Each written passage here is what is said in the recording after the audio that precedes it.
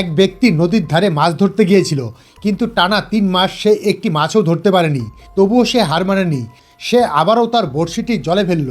বড়শিটি জল স্পর্শ করা মাত্রই তার মনে হলো যেন সে কোনো অদৃশ্য দরজা দিয়ে অন্য এক জগতে প্রবেশ করেছে। সেই জগতে ওই বড়শিটিকে স্বর্গে যাওয়ার একমাত্র পথ হিসেবে বিবেচনা করা হচ্ছিল।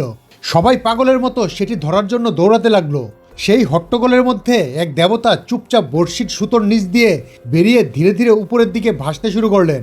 কিন্তু বাস্তব জগতে ওই লোকটি শুধু দেখছিল যে তার মাছ ধরার সুতোটি কোনো জন্তুর মতো প্রবলভাবে কাঁপছে। তার মনে হলো অবশেষে সে বড় কোনো মাছ ধরে ফেলেছে। সে আনন্দে চিৎকার করে তার বন্ধুকে সাহায্যের জন্য ডাকলো। কিন্তু সে যখন বড়শির সুতোটি টেনে তুলল, দেখলো তার হাতে একটি কালো কুকুর উঠে এসেছে। চারপাশের মানুষ হাসাহাসি করতে শুরু করলো এবং বলল যে এ তো দেখি সাধারণ মাছও ধরতে পারে না। লোকটি কিছু বলল না। এবার সে দুটো বড়শি লাগালো এবং আবারও সুতো জলে ফেললো। কিছুক্ষণ পর বড়শির সুতোটি আবারও পাগলের মতো ঘুরতে লাগলো।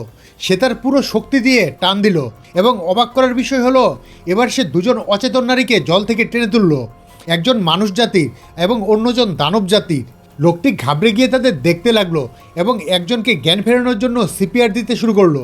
হঠাৎ দানব নারীটি চোখ মেলল এবং ক্ষিপ্রতার সাথে তার গলায় ছুরি ধরে তাকে জাপটে ধরলো।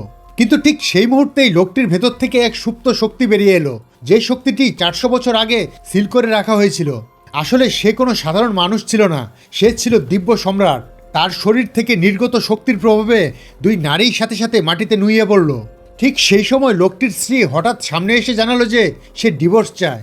সে কিছু বলার আগেই একদল বাঘ চলে এলো এবং তাকে দিয়ে জোর করে ডিভোর্স পেপারে সই করিয়ে নিল। ভাঙা মন নিয়ে লোকটি কাগজের দিকে তাকিয়ে রইল। তখনই এক সাধারণ দুষ্ট প্রকৃতির মানুষ তার কাছে এলো এবং তাকে মাছ ধরার একটি সুতো দিয়ে বলল যে এটি দিয়ে অভ্যাস করলে তার সাধনা বাড়বে। লোকটি বিস্ময়ে তার দিকে তাকিয়ে রইল। তখনই সেই মানুষটি হাত তুলল এবং চারপাশের বাতাসকে চিরে ফেলল। পাথরের দেয়ালে ফুটে উঠল এক বিশাল হাতের ছাপ।